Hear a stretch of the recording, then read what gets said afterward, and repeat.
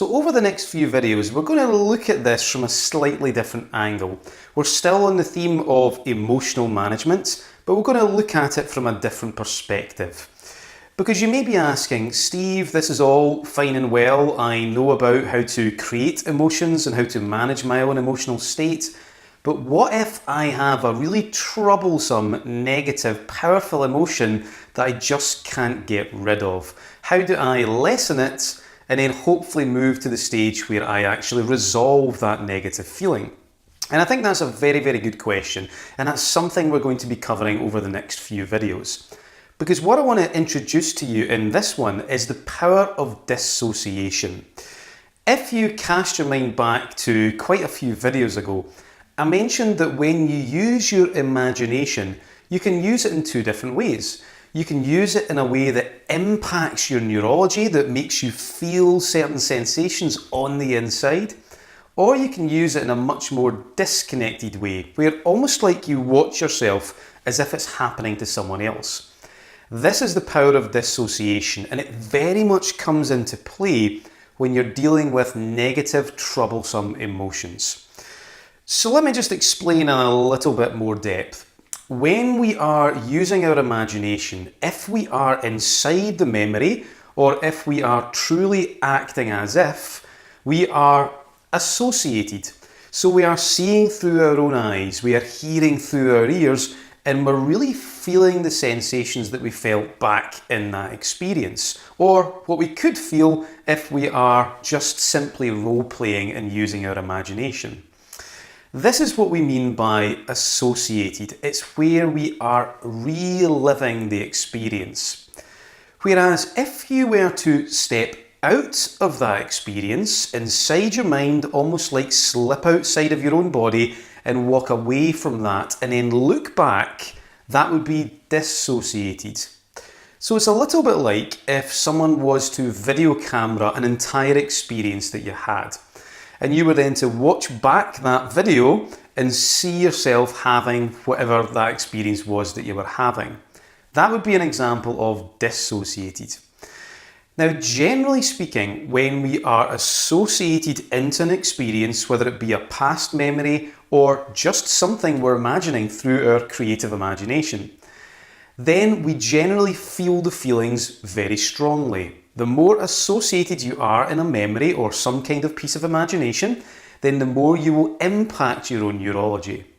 Whereas if you're dissociated, it's almost like the neutral observer's perspective.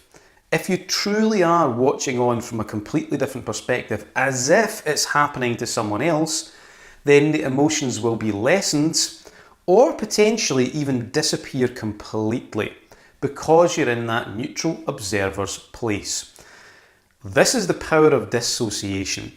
I want to just give you a little bit of a funny analogy just to make this a bit more alive inside your mind. One of the co-creators of NLP, Dr. Richard Bandler, who I've mentioned a few times, he was asked in the beginning of NLP back in like the 70s, he was asked by some psychotherapists to help them overcome certain problems. And Richard said, okay, so what problems are you struggling with? And almost every single one of them at that time, if the story is to be believed to be true, by the way, said premature ejaculation. Obviously, they were saying, yes, it's for our clients, it's not for us, honestly, it's for our clients, premature ejaculation, please help us out with this.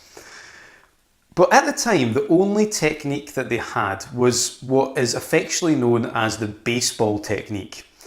And this is where, when you're getting down to business and that, if you want to prolong the experience, if you want to make sure that the train doesn't leave the station before the scheduled departure time, I don't know how else I can make this clear inside your mind.